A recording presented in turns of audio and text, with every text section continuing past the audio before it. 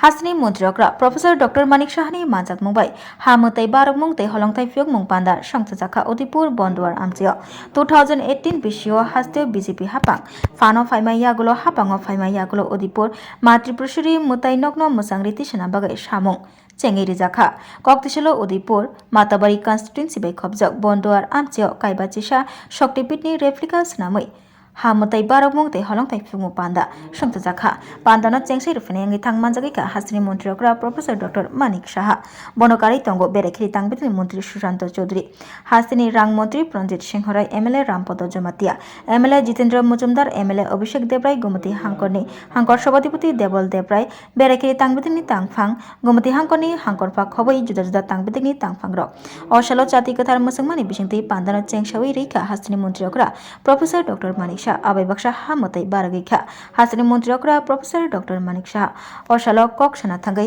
हासनी मन्त्रीग्रा professor doctor Manik Saha साइखना रखा हास्तेयावबो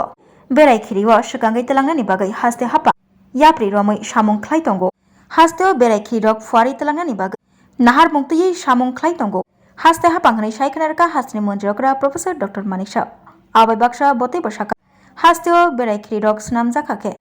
बेगारक क्लाइजाक रक बाहायनो सामुं मानबायनाय आजिमुं ओंबायनाय आबोबाय हाकतनि बिसिंगो त्रिपुरा हास्ते मुंगोनां अंनाय कंचुगनाय हनै सावै खोनारका हासनी मन्त्रीग्रा प्रफेसर डॉक्टर मानिक साहा সবার প্রিয় এবং এই এলাকার জনপ্রিয় বিধায়ক শ্রী অভিষেক দেবরায় মহোদয় উপস্থিত আছেন আমাদের কাকরাবন বিধানসভার সম্মানিত বিধায়ক শ্রী জিতেন্দ্র মজুমদার মহোদয় এখানে সম্মানিত চেয়ারপারসন মাতাবাড়ি পঞ্চায়েত সমিতির শ্রীমতী শিল্পী দাস মহোদয়া এখানে উপস্থিত ডিএমএন কালেক্টর এই জেলার শ্রী রিঙ্কু লাথের এবং এসপি শ্রী বিজয় দেববর্মা মহোদয় এবং ডাইরেক্টর ট্যুরিজম যিনি ওনার স্বাগত ভাষণে আমাদের সামনে বক্তব্য রেখেছেন শ্রী প্রশান্ত বাদল নেগি এবং এখানে উপস্থিত অন্যান্য বিশিষ্ট ব্যক্তিবর্গ এবং বিভিন্ন স্তরের যারা নির্বাচিত জনপ্রতিনিধিগণ এবং বিএসসির চেয়ারম্যান সহ অন্যদেরকে আমি দেখতে পাচ্ছি এবং এই এলাকার মা ও বোনেরা এবং বিভিন্ন লাইন ডিপার্টমেন্টের যারা আধিকারিকরা আছেন কর্মচারী বৃন্দ যারা আছেন এবং সাংবাদিক বন্ধুরা সবাইকে এত সুন্দর একটা অনুষ্ঠানে এই ভর দুপুরে আপনার উপস্থিত থাকার জন্য হার্দিক অভিনন্দন ও শুভেচ্ছা জানাচ্ছি। সত্যিই আমাদের জন্য একটা আনন্দের বিষয় আজকে এবং বিশেষ করে মাতাবাড়ি কেন্দ্রে এখানে আমার পূর্ববর্তী বক্তারা এখানে বলেছেন এখানে আমরা সবাই জানি এখানে আমার পূর্ববর্তী বক্তারা বলেছেন যে 51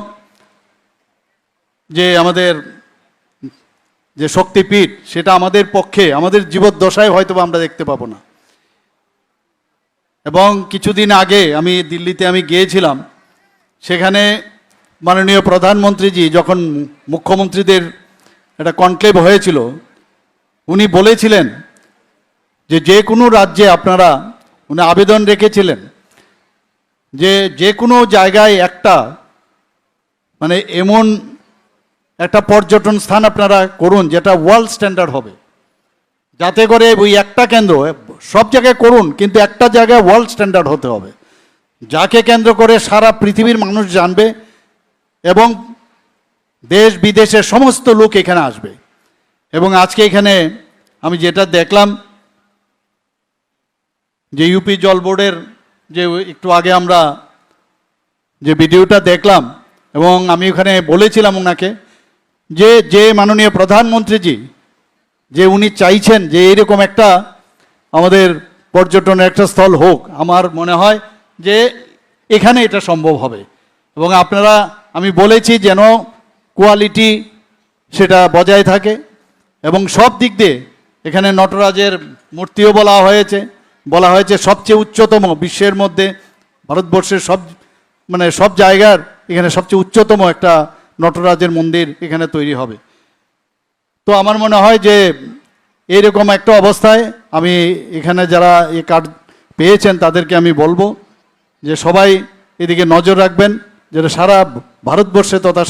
সারা পৃথিবীর মানুষ এই যে আমাদের 51 শক্তিপীঠ সম্পর্কে মানুষ জানে আমরা হিন্দু পুরাণ অনুসারে আমরা জানি এখানে আমার পূর্ববর্তী বক্তা আমাদের যিনি অর্থমন্ত্রী, মাননীয় অর্থমন্ত্রী বলেছেন যে যে কিভাবে আমাদের যে সতীর যে দেহ কিভাবে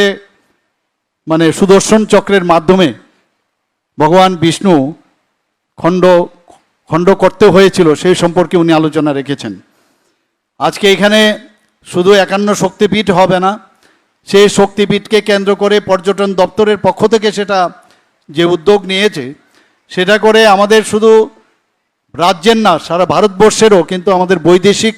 যে মুদ্রা তারও কিন্তু আয় আমাদের বাড়বে, দেশ বিদেশ থেকে আসবে, বাইরের থেকে আসবে, এবং এখানকার যে আঞ্চলিক উন্নয়ন এই এলাকারও কিন্তু উন্নয়ন হবে। এখানে বলা হয়েছে যে একদিনের যে কার্যক্রম তাতে করে যেভাবে দোকানপাট এখানে তাদের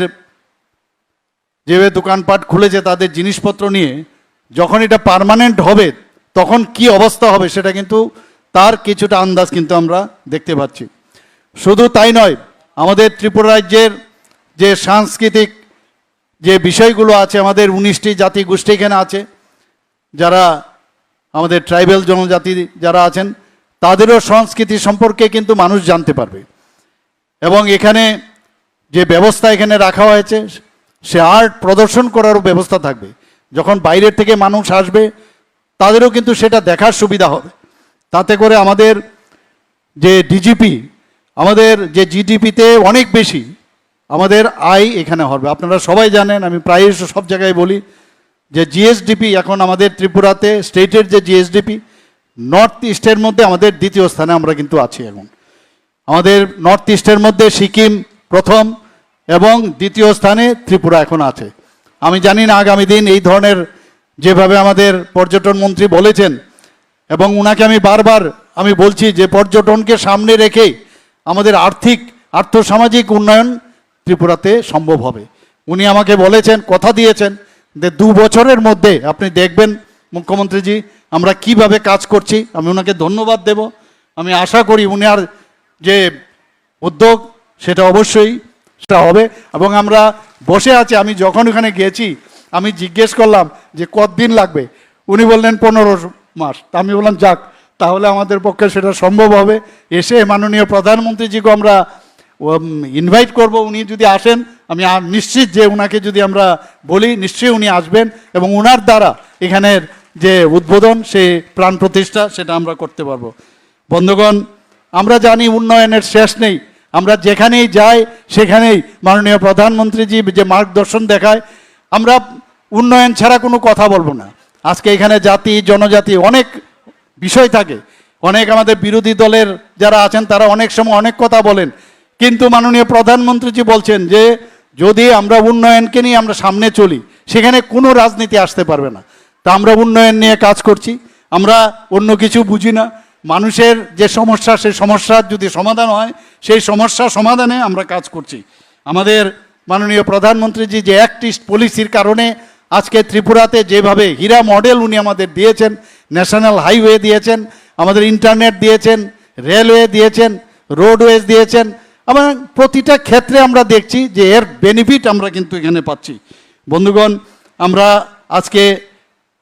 আজকের এটা বাদ দিয়ে আমি গত 2025 সালের জানুয়ারি থেকে জুন মাসে এখন পর্যন্ত 674 কোটি টাকার বিভিন্ন প্রকল্পের ভিত্তিপ্রস্তর এবং উদ্বোধন করেছি। বন্ধুগণ, এটা তো বাদ দিলাম, এটা আবার সামনের আবার কোথাও যখন যাব আবার এটা অ্যাড হয়ে সেটা 700 কোটি টাকার উপরে চলে যাবে। বন্ধুগণ, তো আমাদের এখানে এভরি ডে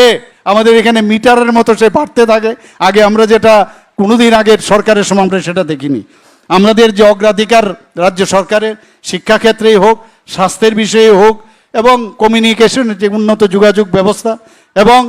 বিশেষ করে আমাদের জনজাতিদের তাদের যে সামগ্রিক উন্নয়ন তার দিকে আমরা কিন্তু বিশেষ নজর দিয়েছি। বন্ধুগণ, আমাদের মাননীয় প্রধানমন্ত্রীজি বলছেন যে স্বনির্ভরতা এবং সেলফ রিলায়েন্স তার দিকে আমরা নজর দিচ্ছি। আপনারা সবাই জানেন যে আমাদের যে এসএইচজি গ্রুপ আমাদের মা ও বোনেরা আছেন, আগে 2016-17তে মাত্র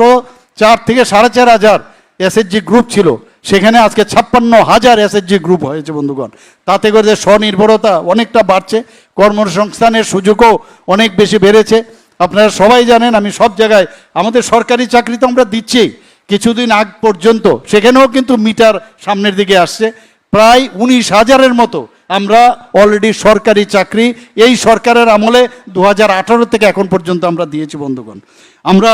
এখানে পরিকাঠামো উন্নয়ন, আবাসন, স্বাস্থ্য সুরক্ষা, শিক্ষা, গ্রামীণ যাতে জনগণের আয় বৃদ্ধি হয়, সামাজিক ও অর্থনৈতিক উন্নয়ন, তার দিকে আমরা কিন্তু নজর রেখেছি বন্ধুগণ। আমরা রাজ্য সরকার পর্যটন শিল্প যাতে আরও বেশি যাতে তার কাজকর্ম আরও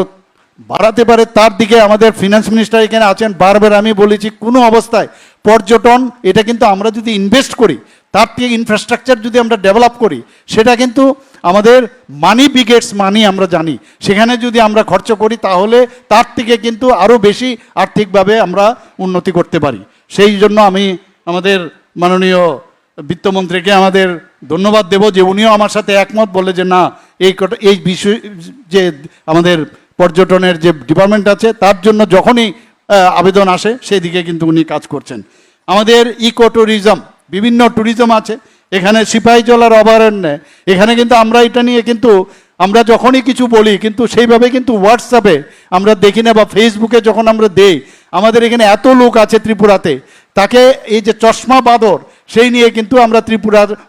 যে আমাদের এত সুন্দর জিনিসগুলো আছে সারা পৃথিবীর লোককে আমাদের জানান দেওয়া দরকার। আমাদের রুয়া অভয়ারণ্য সম্পর্কে আমাদের জানানো উচিত, আমাদের তৃষ্ণা অভয়ারণ্য বাইসন সম্পর্কে জানানো উচিত, আমাদের বড়মুড়া ইকো পার্ক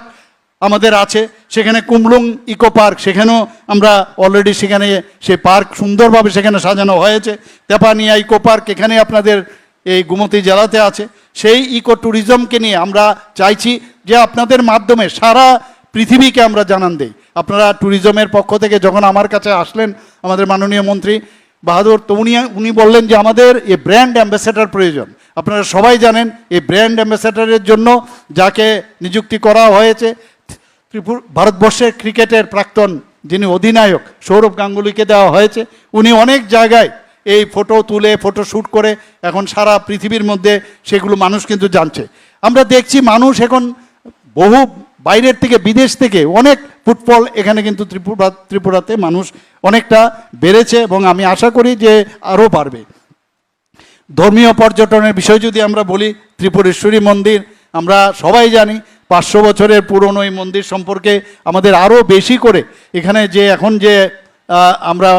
এই মন্দিরকে আমরা সাজিয়েছি, মাননীয় প্রধানমন্ত্রী আসার কথা ছিল, সেখানেও ওনাকে আবার বলবো এটা যদি প্রায় কমপ্লিটের পথে যখন কমপ্লিট হবে উনি নিশ্চয়ই আসবেন এবং সেটাও আমরা আবার উদ্বোধন আমরা কেন করব। কসবা কালীবাড়ির সম্পর্কে বলা হয়েছে, আমাদের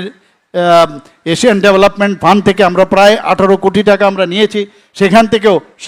সেখানে যাতে তার উন্নয়ন হয় সেই ব্যবস্থা আমরা করেছি। চতুর্দশ দেবতা বাড়ি সেখানেও আমরা এডিবি ফান্ডের মাধ্যমে সেটাও যাতে ডেভেলপমেন্ট করা হয়, এই ধর্মীয় পর্যটনগুলো তার ব্যবস্থা আমরা করছি। অমরপুরের মঙ্গলচণ্ডী মন্দির, মহামুনি পেগুডা, এইসব ধর্মীয় যে পর্যটন কেন্দ্র সেগুলো আমরা আরও যাতে বেশি করে হয় তার ব্যবস্থা আমরা করছি। প্রত্নতাত্ত্বিক যে পর্যটন আমরা অনেকে জানি যে ঊনকোটির